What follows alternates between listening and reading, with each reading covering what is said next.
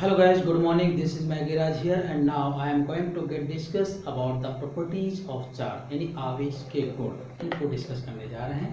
So आवेश के गुण. नंबर 1, आवेश संरक्षी होता है. आवेश संरक्षी होता है.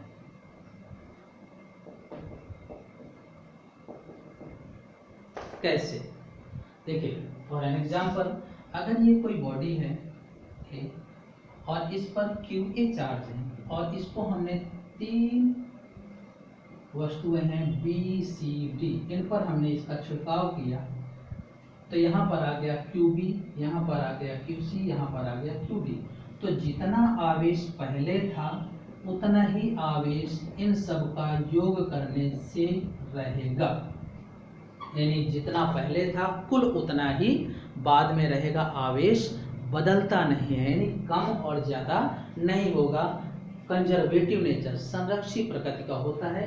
तो जितना पहले था उतना ही बाद में रहेगा. ओके, अब हम एक छोटा सा एग्जांपल और लेते हैं, जैसे सिल्क और ग्लास प्लेट. ये अभी हम डिस्कस करेंगे. सिल्क है और ये कांच की छड़ें हैं. रेशम और ये कांच है. रगड़ने से पहले Q सिल्क में जो था 0 और Q ग्लास में था 0, यानी Q टोटल जो था 0 रहा. क्लियर? अब हमने क्या किया, रगड़ते हैं. रगड़ने के बाद तो आपको पता है जब इनको रगड़ते हैं आपस में तो इनमें आवेश का क्या होता है, स्थानांतरण होता है. डेवलपमेंट ऑफ चार्ज, आवेश विकसित होता है. तो कैसा विकसित होगा? ये सिल्क है और ये कांच है. ओके, तो ये कांच पर पॉजिटिव चार्ज जाता है और इस पर नेगेटिव चार्ज आता है. तो जितना कांच पर Q' पॉजिटिव आएगा उतना ही सिल्क पर नेगेटिव आएगा. ओके, क्योंकि स्थानांतरण हो रहा है तो जितना ये स्थानांतरित किया होगा उतना दूसरे में जाएगा. और स्वाभाविक है किससे किसमें स्थानांतरण होगा, तो आप जानते हैं कि ऐसे लिखते हैं प्लस माइनस, यानी इलेक्ट्रॉन जब जाता है तो अपने पीछे प्लस छोड़ जाता है. तो प्लस जहाँ है उससे गया और माइनस जहाँ है उसमें गया.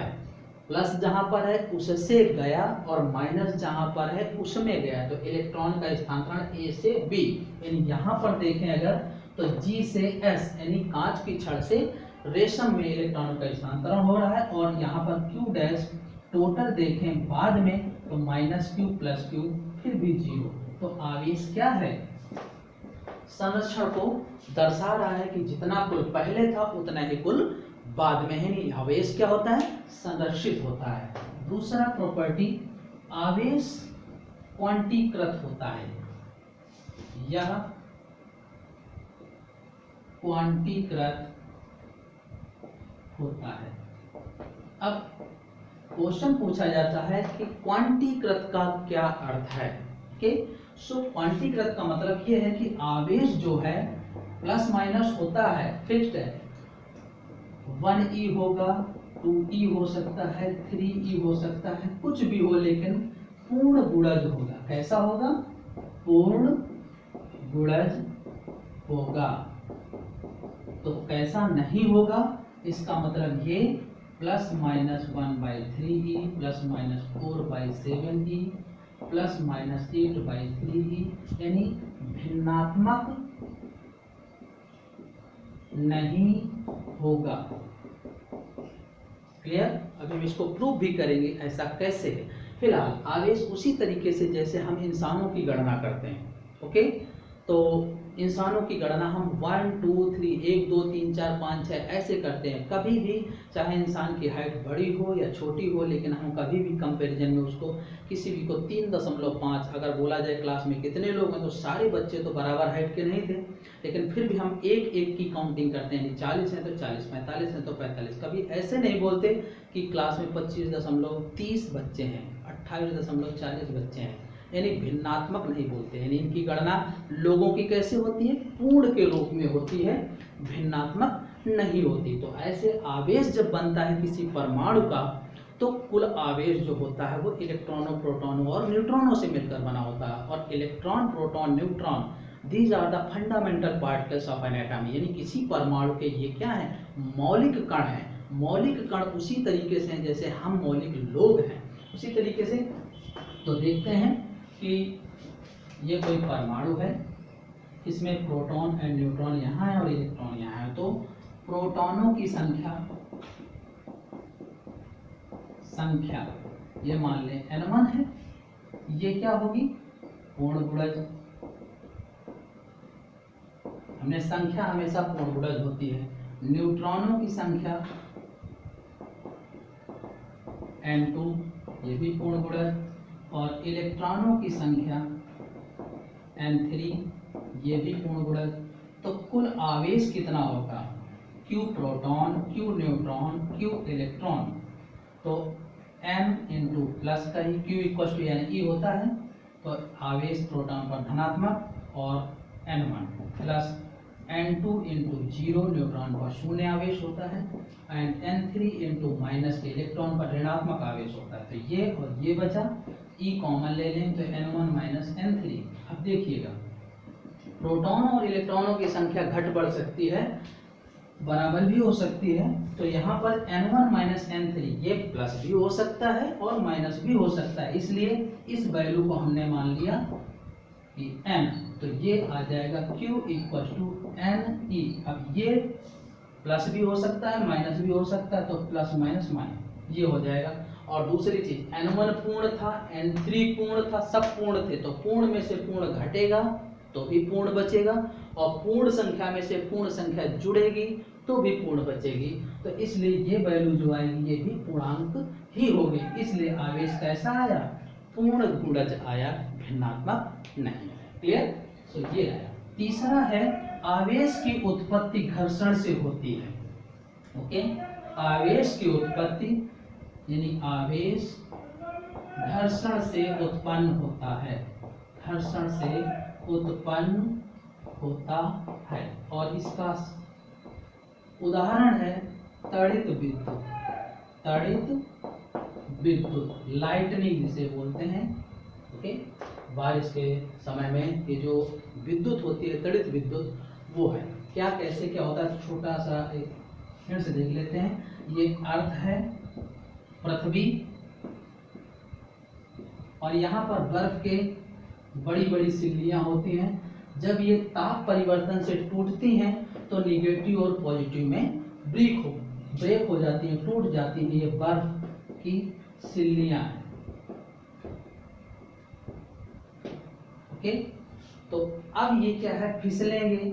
जब फिसलेंगे तो आपस में घर्षण होगा, और घर्षण होगा तो यहाँ से आवेश उत्पन्न होगा। तो ये 4 वज्रपातों में प्रस्फुटित होता है ऐसे। अब ये पृथ्वी की तरफ ही क्यों आता है, क्योंकि पृथ्वी के ऐसा चालक है जिसे असीमित आवेश दिया जा सकता है, तो इसलिए ये ऐसा था। ये नेगेटिव, ये पॉजिटिव के बीच में आकर्षण होगा और ये इसी की तरफ आएगा। ओके, तो 4 बड़े वज्रपातों में आता है, और इसका औसत समय जो होता है, एवरेज टाइम 30 सेकेंड होता है। ओके, और इसमें जो शक्ति उत्पन्न होती है वो 10 की घात 12 वाट, इतनी शक्ति उत्पन्न होती है प्रबल वैद्युत क्षेत्र के द्वारा। तो ये होता है तड़ित विद्युत। ओके, अब इसके बाद हम डिस्कस करेंगे आवेश का आवेशन।